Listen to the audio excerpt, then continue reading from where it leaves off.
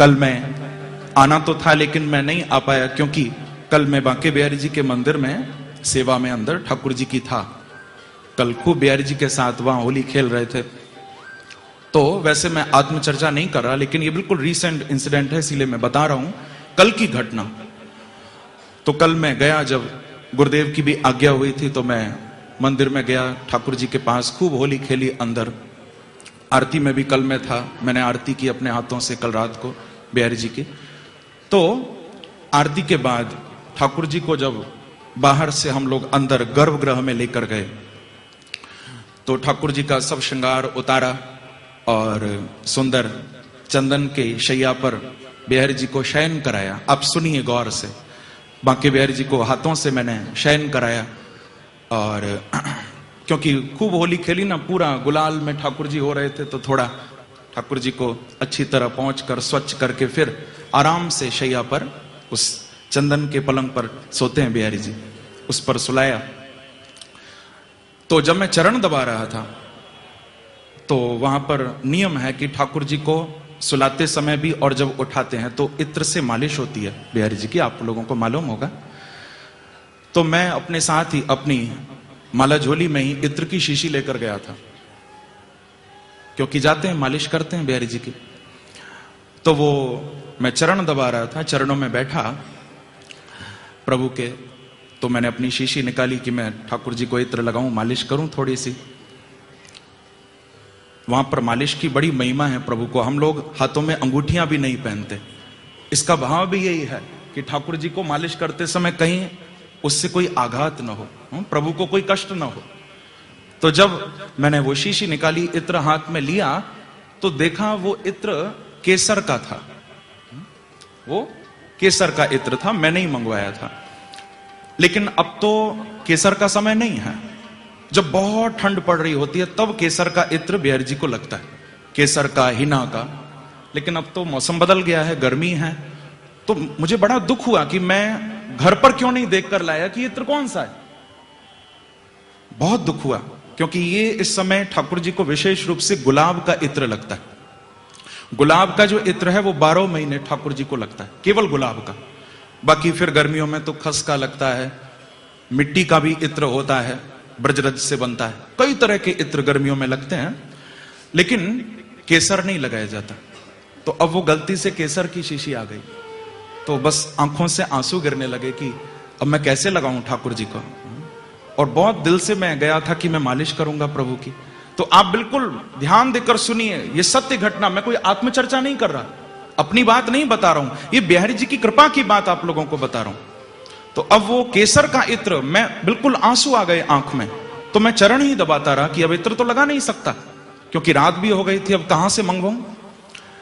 तो बंधुओं, उसी समय जो मेरे साथ गोस्वामी जी और भी थे अंदर, तो उन्होंने कहा कि देख लाला, तो कोई भंडारी बाहर बुला रहे हैं।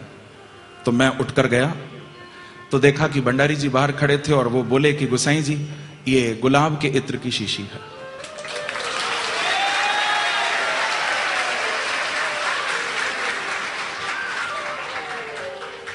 मैंने कहा कि ये आप कहां से लाई? तो वो बोले कि ये गुलाब के इत्र की शीशी आपने नहीं मंगाई? मैंने कहा मैंने तो नहीं मंगाई। तो कहा कि बाहर एक लड़का अभी अभी आया और उसने आकर कहा कि अंदर जो गोस्वामी जी हैं, मैं उनके भजन सुनता हूं, मैं उनकी कथा सुनता हूं, मुझे बहुत अच्छे लगते हैं उनके भजन, उनकी कथा, और उन्होंने मेरे से गुलाब के इत्र की शीशी मंगाई है, तो आप ये गोस्वामी जी को दे दो अंदर। तो उस भंडारी ने मेरे हाथ में वो गुलाब के इत्र की शीशी दी और वो चला गया। मैंने उसको आवाज लगाकर कहा कि मुझे बताओ वो लड़का कौन है, कौन लेकर आया, क्योंकि मैं बिल्कुल हैरान हो गया।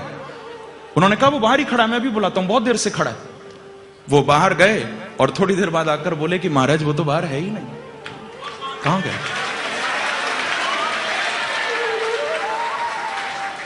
बस बंधुओं, कंपन हो गया पूरे शरीर में अचानक, देखो। और वो कह रहे हैं कि मैंने मंगाई है, जबकि मैंने किसी को भेजा नहीं, मैंने मंगवाई नहीं। बस फिर ठाकुर जी की उसी इत्र से गुलाब के मैंने कल रात को मालिश की बांके बिहारी जी की, और मालिश तो जो हुई सो हुई, लेकिन मैं बहुत रोया कल प्रभु के चरणों में। तो हम लोग यहां पर उस प्रेम के पर्व को मनाने के लिए आए हैं। किसी भक्त ने तो भगवान को कहा कि प्रभु मैं आपके पास आया हूं, अब आप जो चाहे सो करो। तो भगवान क्या बोले? उसने कहा कि कौन है तू? उसने कहा कि कौन है तू? मैंने कहा हसरत तेरी। उसने कहा कि कौन है तू? मैंने कहा हसरत तेरी। उसने कहा कि तकता है क्या? मैंने कहा सूरत तेरी। उसने कहा कि कौन है? मैंने कहा हसरत, यानी तुझे पाने की चाह। उसने कहा कि कौन है? मैंने कहा हसरत तेरी। उसने कहा तकता है क्या? मैंने कहा सूरत तेरी। उसने कहा चाहता है क्या? मैंने कहा खिदमत तेरी। सुनिए एक एक शब्द। उसने कहा कि कौन है? मैंने कहा हसरत तेरी। उसने कहा तकता है क्या? मैंने कहा सूरत तेरी। उसने कहा चाहता है क्या? मैंने कहा खिदमत तेरी। उसने कहा पछताएगा। मैंने कहा किस्मत मेरी।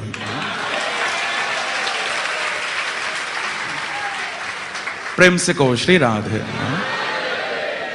क्योंकि जो इनसे प्रेम करता है ना तो बड़े टेढ़े भी है ना, थोड़ा रुलाएंगे तो जरूर, पर उस रोने में भी आनंद है। आंसू भी वही हैं जो बांके बिहारी के प्रेम में झलके, जो इनके प्रेम में गिरे।